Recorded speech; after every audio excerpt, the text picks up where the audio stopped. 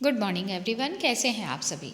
आज हम आपकी जो हिंदी भाषा कौशल की बुक है उसका 14वां अध्याय करने जा रहे हैं, जो कि है विराम चिन्ह। ठीक है, तो अब हम जानते हैं विराम चिन्ह का अर्थ क्या होता है, उसका महत्व क्यों होता है, उसे हम यूज़ कहाँ पर करते हैं और उसे क्यों करना चाहिए। तो जैसा कि दिया हुआ है, विराम शब्द का अर्थ है रुकना। जब हम अपने भावों को भाषा के द्वारा व्यक्त करते हैं तब एक भाव की अभिव्यक्ति के बाद कुछ देर रुकते हैं। यह रुकना ही विराम कहलाता है। इस विराम को प्रकट करने हेतु जिन कुछ चिन्हों का उपयोग किया जाता है विराम चिन्ह कहलाते हैं। आइए इनको जानें और समझें। देखो, यहाँ पर बहुत अच्छे तरीके से समझाया गया है कि विराम चिन्ह, विराम का मतलब क्या होता है। विराम मतलब रुकना। जब हम बोलते हैं, है ना, अपने भावों को एक दूसरे के साथ आदान प्रदान करते हैं, तब हम बोलते बोलते थोड़ी देर के लिए रुकते हैं, है ना। अब वो रुकना 1 सेकंड का हो सकता है, 5 सेकंड का हो सकता है, 10 सेकंड का हो सकता है ना। और अगर हम बोलते बोलते भूल गए फिर तो टाइम ही छोड़ दीजिए, है ना। लेकिन जब हम अपनी बातों को एक दूसरे के साथ व्यक्त करते हैं तब हम कुछ देर के लिए रुकते हैं। तो उसी रुकने के लिए हम क्या उपयोग करते हैं, विराम का उपयोग, विराम चिन्हों का उपयोग करते हैं। जब हम बोलते हैं तब हम थोड़ी देर के लिए रुकते हैं, लेकिन जब हमें लिखना होता है तो हम अपने भावों को कैसे बताएं, है ना। अगर हम कोई चिन्ह ना लगाएं लिखते समय और हम सीधे लिखना शुरू कर दें, एक जगह से द से स्टार्ट किया है और लास्ट लाइन तक हम बस लिखते ही जा रहे हैं, कहीं पे भी हमने रुकने के लिए ना फुल स्टॉप लगाया है, ना पूर्ण विराम लगाया है, ना कॉमा लगाया है, कुछ भी नहीं लगाया, बस हम लिखते ही जा रहे हैं। तो जब हम उस चीज़ को रीडिंग करेंगे तो क्या हम रुक पाएंगे? नहीं, है ना। तो इसीलिए जब हम लिखित रूप से अपने भावों को व्यक्त करते हैं और हमें अपने भावों में जहाँ कहीं रुकना होता है या कुछ संदेश देना होता है या किसी विशेष चीज़ को बताना होता है, तब लिखित रूप से हम विराम चिन्हों का प्रयोग करते हैं। ठीक है, बोलते समय तो हम खुद ही रुक जाते हैं, लेकिन लिखते समय कैसे रुकेंगे हम, है ना। तो लिखते समय हम क्या करते हैं, विराम चिन्हों का प्रयोग करते हैं। तिलक ने कहा, स्वराज्य में हमारा जन्म सिद्ध अधिकार है, हम इसे लेकर रहेंगे। सभी लोगों ने कहा, हाँ हाँ, हम इसे लेकर रहेंगे। यहाँ किसी भी विराम चिन्ह का प्रयोग नहीं किया गया है, इसीलिए इसका अर्थ स्पष्ट नहीं हो रहा है। अब विराम चिन्ह के प्रयोग के साथ देखें। तिलक ने कहा, स्वराज्य हमारा जन्म सिद्ध अधिकार है, हम इसे लेकर रहेंगे। सभी लोगों ने कहा, हाँ हाँ, हम इसे लेकर रहेंगे। अब देखो, दोनों सेंटेंस में पढ़ने में फ़र्क है कि नहीं है। ऊपर वाले में कहीं पे भी विराम चिन्ह, किसी भी टाइप के विराम चिन्ह का प्रयोग नहीं किया गया, जबकि उसी सेंटेंस को नीचे लिखकर उसमें विराम चिन्ह का प्रयोग किया गया, है ना। तो अपनी लिखी हुई बात को और अच्छे तरीके से सबके सामने प्रस्तुत करने के लिए हम विराम चिन्ह का प्रयोग करते हैं। ठीक है, अब इसका अर्थ स्पष्ट हो रहा है। विराम चिन्ह संकेत देते हैं कि लिखे हुए को पढ़ते समय कहाँ और कितना रुकना है ना। ये तो मैंने पहले ही स्पष्ट किया कि जब हम बोलते हैं तब तो हमको समझ में आता है कि हमें कहाँ कितना रुकना है, लेकिन जब हम लिखते हैं तब अगर हमने बिना विराम चिन्हों के लिख दिया तो हमें समझ में नहीं आएगा, और जो सामने वाला उस चीज़ को पढ़ेगा उसे अर्थ भी समझ में नहीं आएगा, क्योंकि उसे यही नहीं पता चलेगा कि किस जगह पे रुकना था और किस जगह पे बोलना था। अभी देखना, आप जब इसे रीडिंग करोगे ना तब अभी अलग अलग समझ में आ जाएगा आपको। तो विराम चिन्ह का परिभाषा क्या होती है? भाषा के लिखित रूप में विराम का संकेत देने वाले चिन्हों को विराम चिन्ह कहते हैं। एक ही वाक्य में अलग अलग स्थानों पर विराम चिन्हों के प्रयोग से वाक्य का अर्थ बदल सकता है। देखो, दोनों जगह वाक्य एक ही दिया है, ठीक है, लेकिन अगर हमने विराम चिन्हों को अलग अलग स्थान पे लगा दिया तो उसका अर्थ परिवर्तन हो जाता है। कैसे? देखो, सुनो मत भागो। सुनो मत भागो मतलब सुनना नहीं है, सिर्फ भागना है, तो भागो। और सुनो मत भागो, सुनो पहले, मत भागो, भागना नहीं। तो दोनों का मतलब कैसे बदल गया, है ना। इस वाक्य में सुनने के लिए मना किया जा रहा है, भागने के लिए कहा जा रहा है, और दूसरे वाक्य में इस वाक्य में सुनने के लिए कहा जा रहा है, भागने के लिए मना किया जा रहा है। अब हम देखते हैं कि हम कौन कौन से विराम चिन्हों का प्रयोग करते हैं और उन्हें कहाँ कहाँ पर लगाते हैं। ठीक है, तो अल्प विराम, पहला विराम चिन्ह क्या आता है? अल्प विराम, जिसे कॉमा भी बोलते हैं। पढ़ते अथवा बोलते समय बहुत थोड़ा रुकने के लिए अल्प विराम का प्रयोग किया जाता है, जैसे गीता, सीता और लक्ष्मी। यह सुंदर स्थल जो आप देख रहे हैं बापू की समाधि है। देखो, जब हमें बहुत थोड़ा सा रुकना हो, है ना, एक सांस के लिए रुकना हो, तो हम वहाँ पर अल्प विराम का प्रयोग करते हैं। पूर्ण विराम, यह वाक्य पूर्ण होने पर जहाँ वाक्य पूर्ण होता है वहाँ पूर्ण विराम चिन्ह का प्रयोग किया जाता है। अब हमारा सेंटेंस कंप्लीट हो गया, ठीक है, वाक्य कंप्लीट हो गया। अब हमें उसके बाद नेक्स्ट सेंटेंस लिखना है, तो हम दोनों सेंटेंस के बीच में क्या लगा देंगे? पूर्ण विराम। या एक सेंटेंस कंप्लीट हो गया है, उसके पीछे हम क्या लगाएंगे? हिंदी में पूर्ण विराम, इंग्लिश में क्या लगाते हो? Full stop. मोहन पुस्तक पढ़ रहा है। अब यहाँ पर एक सेंटेंस दिया हुआ है, एक वाक्य दिया हुआ है, मोहन पुस्तक पढ़ रहा है। अब ये वाक्य खत्म हो गया। अब अगर हम इसके पीछे कॉमा लगा दें, दैट मीन्स कि इसके बाद उससे रिलेटेड और कोई वाक्य आने वाला है ना, तो हम क्या लगाएंगे? पूर्ण विराम। फिर थर्ड वाला होता है विस्मयादि बोधक चिन्ह। विस्मय, हर्ष, शोक, घृणा आदि भावों को दर्शाने वाले शब्द के बाद अथवा कभी कभी ऐसे वाक्यांश या वाक्य के अंत में भी विस्मयादि बोधक चिन्ह का प्रयोग किया जाता है, जैसे हाय वह बेचारा मारा गया, वह तो अत्यंत सुशील था, बड़ा अफसोस है। देखो, अब कैसे हम प्रयोग करते हैं? जब हमें अपना भाव बताना होता है ना, हमारी फीलिंग्स एक्सप्रेस करनी रहती है, तो विस्मय कभी हम बहुत आश्चर्य में आ जाते हैं, हर्ष कभी हम बहुत खुश हो जाते हैं, शोक कभी हम बहुत दुखी हो जाते हैं, घृणा कभी हमें किसी चीज़ को देखकर बहुत घिन आती है। ऐसे भावों को बताने वाले शब्दों के लिए हम विस्मयादि सूचक शब्दों का प्रयोग करते हैं। ठीक है, फिर देखो एक आता है मोस्ट इम्पॉर्टेंट साइन, है ना, प्रश्नवाचक चिन्ह, क्वेश्चन वाला चिन्ह। ठीक है, ये तो हिंदी में भी प्रयोग होता है, ये इंग्लिश में भी प्रयोग होता है ना। इंग्लिश में भी क्वेश्चन के बाद हम क्वेश्चन मार्क लगाते हैं, हिंदी में भी जब हमारा प्रश्न पूछा जाता है उसके बाद लिखा जाता है तब हम प्रश्नवाचक चिन्ह लगाते हैं। ठीक है, तो प्रश्नवाचक चिन्ह के कहाँ प्रयोग होता है? प्रश्नवाचक वाक्यों के अंत में प्रश्नवाचक चिन्ह का प्रयोग किया जाता है, जैसे किधर चले, तुम कहाँ रहते हो। कैसे दो वाक्य कैसे प्रयोग किए इन्होंने?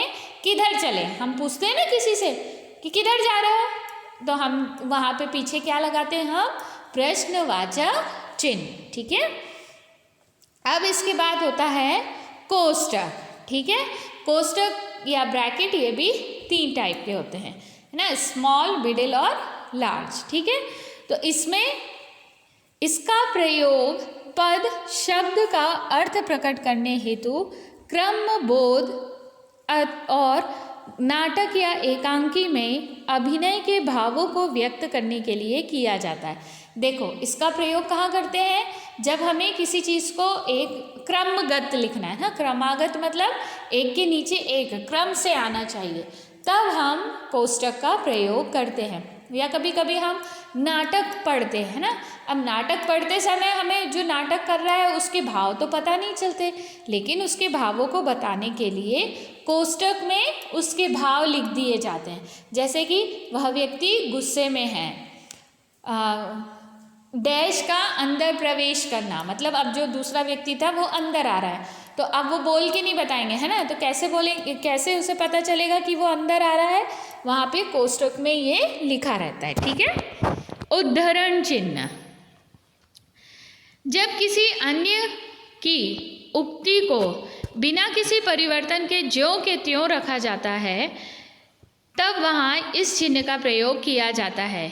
इसके पूर्व अल्प विराम चिन्ह लगाया जाता है, जैसे नेताजी ने कहा था तुम मुझे खून दो मैं तुम्हें आज़ादी दूंगा। देखो उद्धरण चिन्ह कैसे लगाए, मान लो किसी बड़े बड़े व्यक्तियों के जो कथन रहते हैं उन्हें हम परिवर्तित नहीं करते हैं ना, उन्हें जैसे का तैसा ही कहते हैं या लिखते हैं। तो जब हमको जो व्यक्ति ने जैसा कहा है उसे बस हमें वैसे का वैसा ही प्रस्तुत करना है, तब हम उद्धरण चिन्हों का प्रयोग करते हैं। ठीक है, अब इसमें एक बात और आती है, उद्धरण चिन्ह जब हमें जिस सेंटेंस के पहले लिखना होता है उसके पहले हम एक कॉमा लगाते हैं। जैसे देखो यहाँ पर कहा है नेताजी ने कहा था, अब था के बाद कॉमा लग गया और उसके जस्ट बाद उद्धरण चिन्ह आया है। ठीक है, कि तुम मुझे खून दो मैं तुम्हें आज़ादी दूंगा, और फिर दूंगा सेंटेंस ख़त्म हो गया, फुल स्टॉप आया और उद्धरण चिन्ह का सेकंड पार्ट फुल स्टॉप के बाद लगा है ना, फुल स्टॉप के पहले नहीं लगता। ठीक है, इसके बाद देखो 7th नंबर का आदेश चिन्ह। ठीक है, अब हम किसी विषय को क्रम से लिखना है, विषय क्रम व्यक्त करना है, तो उसके पूर्व हम इस चिन्ह का प्रयोग करते हैं। सर्वनाम के 5 भेद, देखो अब हमें उसके टाइप्स बताने हैं ना, या उसको क्रम में बताना है। विषय क्रम मतलब उसके अंदर आने वाली और भी चीज़ों को इंट्रोड्यूस करना है, तब हम इस चिन्ह का आदेश चिन्ह का प्रयोग करते हैं। जैसे यहाँ पर लिखा है सर्वनाम के 5 भेद होते हैं, तो भेद होते हैं, सर्वनाम एक अलग चीज़ होती है और उसके भेद उसका रूप परिवर्तित करके बता रहे हैं ना, तो उसके ही विषय में हमें आगे जानकारी दे रहे हैं, विषय क्रम जानकारी मिल रही है, इसीलिए हमने है के बाद फुल स्टॉप नहीं लगाया, क्या लगाया, आदेश सूचक। ठीक है, उसके बाद आता है योजक चिन्ह। समस्त किए हुए शब्दों में जिस चिन्ह का प्रयोग किया जाता है वह योजक चिन्ह कहलाता है ना। अब हमें 2 शब्दों को एक जैसा मिलाना है। ठीक है, तो हम क्या करेंगे, इस संयोजक चिन्ह का योजक चिन्ह का प्रयोग करेंगे। जैसे माता पिता, अगर माता पिता मैं ऐसे लिखूं तो ये अलग अलग होगा, लेकिन किसी सेंटेंस में हमें कहना माता पिता हमारे लिए भगवान स्वरूप है, तो माता और पिता है ना, तो जो वो और शब्द है उसे हमने हटा दिया और उसकी जगह क्या लगा दिया, ये योजक चिन्ह लगा दिया। उसी प्रकार से और उदाहरण दिया हुआ है, दाल भात, सुख दुख, पाप पुण्य। ठीक है, इस तरीके से हमने देखा कि यहाँ पर हम योजक चिन्हों का प्रयोग करते हैं। लास्ट वाला है लाघव चिन्ह, है ना। जब हमें लाघव, लाघव मतलब लघु करना, मतलब इतना बड़ा शब्द है और उसे हमें वैसे का वैसा नहीं लिखना है, उसका छोटा रूप परिवर्तित करके लिखना है, तो हम उस शब्द का पहला वर्ण लेंगे और उसके साथ में हम ये लाघव चिन्ह लगा देंगे। ठीक है, जैसे पंडित, पंडित का पर्ण ले लिया, प और उसके ऊपर बिंदी और उसके साइड में दाएं तरफ हमने क्या लगा दिया, लाघव चिन्ह। जैसे डॉक्टर, अब डॉक्टर में ड में आ की मात्रा और ऊपर मात्रा लगा दी, तो यहाँ पर और उसके फिर राइट हैंड साइड में लाघव चिन्ह लगा। अब वो जो डॉ पढ़ेंगे ना, वो भी क्या होगा, हमको समझ में आ जाएगा, जहाँ डॉ लिखा हुआ है, शॉर्ट फॉर्म लिखा हुआ है, उसका मतलब भी डॉक्टर ही होता है। ठीक है, अब चलिए हम इसके अभ्यास प्रश्न करके देखते हैं ना। उद्धव चिन्ह, ऊपर 2 कॉमा लगे होते हैं, पूर्ण विराम, एक लाइन आएगी, प्रश्न चिन्ह आपको पता है, विस्मयादि बोधक जब किसी भाव को व्यक्त करना होता है, योजक जब 2 शब्दों को जोड़ना होता है, लाघव जो बड़ा शब्द रहता है उसे छोटा करना रहता है, कोष्ठक जिसमें हमें किसी विषय के बारे में या क्रमागत हमें उसकी संख्या बतानी होती है, तब हम कोष्ठक का प्रयोग करते हैं। ठीक है, अब देखो अल्प विराम, अब यहाँ पर चिन्ह दिए हुए हैं, चिन्ह में से हमें सही बताना है। अल्प विराम मतलब कॉमा, सेकंड वाला सही होगा, पूर्ण विराम थर्ड वाला सही होगा, लाघव चिन्ह थर्ड वाला सही होगा, उद्धरण थर्ड वाला सही होगा। ठीक है, ये सारे चिन्हों, सारे जो चिन्ह के नाम हैं और उनके चिन्ह याद होना चाहिए। निम्नलिखित वाक्यों में उपयुक्त विराम चिन्ह लगाइए। तो दिव्या, मोहनी, सात्विक व राजीव घूमने गए। अब देखो इतने सारे नाम हैं, नामों को अलग अलग करके बताना, इसके लिए हम इनके बीच में क्या लगा देंगे, कॉमा लगा देंगे। छी छी सब, यह सब कहते हुए तुम्हें शर्म आनी चाहिए। तो छी छी के बीच में अल्प विराम, सॉरी ये वाला चिन्ह आएगा। कौन सा चिन्ह बोलते हैं, योजक चिन्ह, ठीक है। और फिर लास्ट में चाहिए के बाद पूर्ण विराम। उस मेले में असंख्य स्त्री पुरुष और अमीर गरीब साथ साथ चल रहे थे। स्त्री पुरुष के बीच में योजक चिन्ह आएगा और अमीर गरीब के बीच में भी योजक चिन्ह आएगा और थे के पीछे पूर्ण विराम आएगा। सुभाष चंद्र बोस ने कहा, कहा के बाद कॉमा, फिर उद्धरण चिन्ह, क्योंकि यहाँ पे उनका जो उन्होंने कहा था वही का वही वाक्य हम प्रयोग कर रहे हैं, ठीक है। और लास्ट वाला उद्धरण चिन्ह पूर्ण विराम के बाद आएगा। फिर अरे, अरे के बाद में विस्मयादि बोधक और तुम कहाँ गए थे, फिर पीछे क्वेश्चन मार्क, ठीक है। अब यहाँ देखो, निम्नलिखित गद्यांश में उपयुक्त विराम चिन्ह लगाकर लगाइए। अब यहाँ पे कुछ भी नहीं लगा हुआ था, यहाँ पर मैंने लगाकर बताया है। आज का सूर्योदय तो देखने ही योग्य है। क्या, अभी इसके बाद है के बाद में पूर्ण विराम आएगा। हाँ, क्या कभी इससे पहले भी आपने ऐसा अपूर्व सूर्योदय देखा है? यह उभरता हुआ लाल लाल गोला है। गोला, ये नीले पीले लाल गुलाबी छितराए से रंग, ये कलर। अब देखो, अब यहाँ पे ना जो वाक्यांश है ना वो थोड़े बड़े बड़े आ रहे हैं ना, इसीलिए इनके बीच में कॉमा लगते जा रहा है। ये करलव करते पक्षी जैसे सूर्य की जय जयकार कर रहे हों।